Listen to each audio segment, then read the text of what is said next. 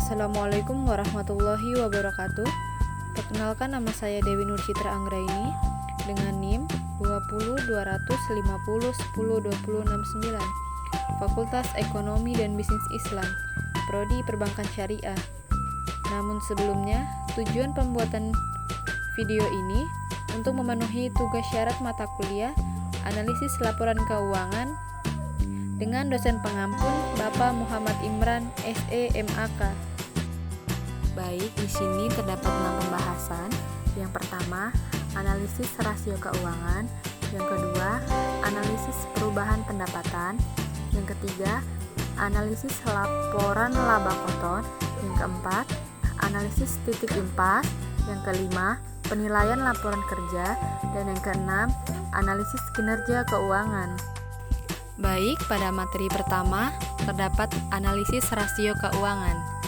Jadi, analisis rasio keuangan adalah alat untuk mengukur kinerja perusahaan berdasarkan data perbandingan yang ditulis dalam laporan keuangan seperti laporan neraca, laporan laba rugi, dan arus kas dalam suatu periode tertentu.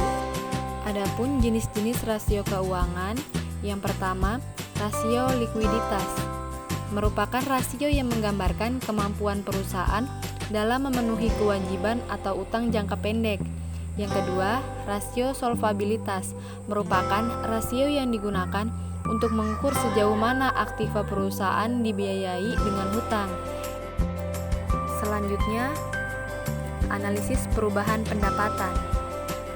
Jadi, analisis perubahan pendapatan merupakan analisa yang menganalisis setiap pos-pos di laporan laba rugi yang secara terperinci. Sangat penting karena keberhasilan perusahaan dalam jangka panjang akan tergantung pada realisasi keuntungan, sehingga mengetahui sebab-sebab perubahan tersebut, baik perubahan yang menguntungkan maupun perubahan yang tidak menguntungkan, sehingga akan dapat diambil kesimpulan atau diambil tindakan seperlunya untuk periode-periode berikutnya. Adapun rasio harga pokok penjualan dengan penjualan bersih dan rasio laba bruto dengan penjualan bersih. Jadi, perubahan laba bruto dapat dianalisis dengan melihat perubahan penjualan bersih, baik perubahan jumlah unit yang dijual maupun perubahan harga penjualan per unit dan perubahan harga pokok penjualan, baik perubahan jumlah unit yang dijual maupun perubahan harga pokok per unit harga beli per unit.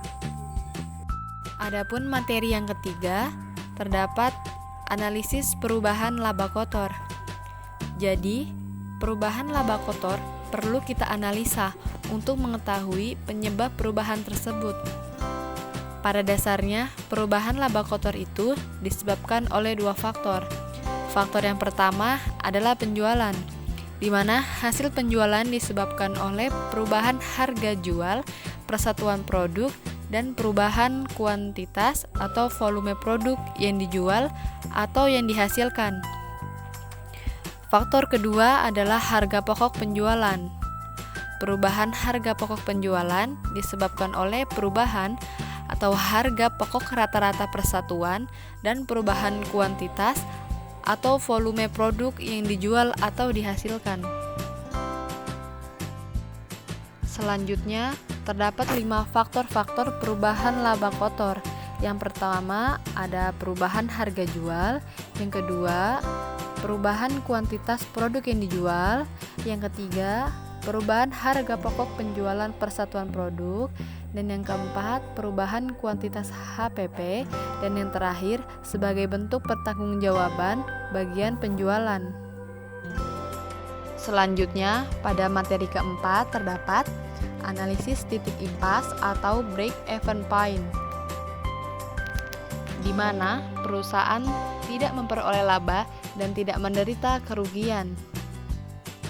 Atau titik impas sangat penting bagi manajemen untuk mengambil keputusan untuk menarik produk atau mengembangkan produk, atau juga untuk menutup anak perusahaan yang tidak menguntungkan.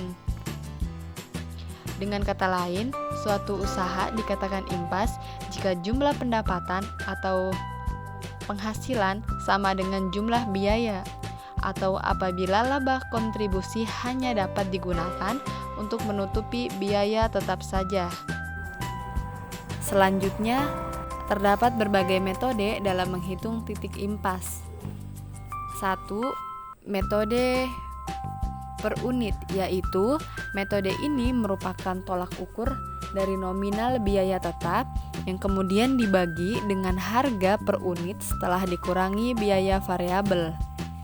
Dan yang kedua, metode per penjualan, yaitu metode ini dihitung berdasarkan fixed cost dibagi dengan selisih antara harga jual dengan perbandingan variable cost dengan harga total. Dan yang terakhir, metode per biaya. Dengan menggunakan metode ini dapat dihitung berdasarkan biaya pokok dikurangi margin, laba, atau harga jual. Adapun margin of safety dalam hubungannya dengan analisis break-even, yaitu untuk menentukan seberapa jauhkah berkurangnya penjualan agar perusahaan tidak menderita kerugian. Nah, apabila hasil penjualan pada tingkat break-even dihubungkan dengan penjualan yang dibudgetkan atau pada tingkat penjualan tertentu, maka akan diperoleh informasi tentang seberapa jauh volume penjualan boleh turun sehingga perusahaan tidak menderita rugi. Selanjutnya, pada materi kelima, terdapat penilaian laporan keuangan.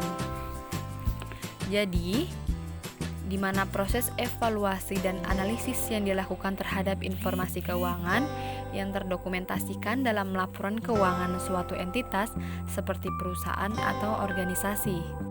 Adapun sumber dan penggunaan model kerja adalah di sini ada dua sumber. Yang pertama, sumber internal, yaitu model kerja yang dihasilkan oleh perusahaan sendiri, dan yang kedua, sumber eksternal, yaitu model kerja yang berasal dari luar perusahaan. Selanjutnya, pembahasan terakhir, analisis kinerja keuangan. Kinerja keuangan adalah suatu analisis yang dilakukan untuk melihat sejauh mana perusahaan telah melaksanakan dengan menggunakan aturan-aturan pelaksanaan keuangan secara baik dan benar. Nah, jadi kinerja keuangan ini melihat laporan keuangan yang dimiliki oleh perusahaan atau badan usaha yang bersangkutan yang tercermin dari informasi pada neraca, laporan laba rugi, dan laporan arus kas. Adapun penilaian terhadap kinerja keuangan. Bagi investor, informasi mengenai kinerja keuangan perusahaan dapat digunakan untuk melihat apakah mereka akan mempertahankan investasi mereka di perusahaan tersebut atau mencari alternatif lain.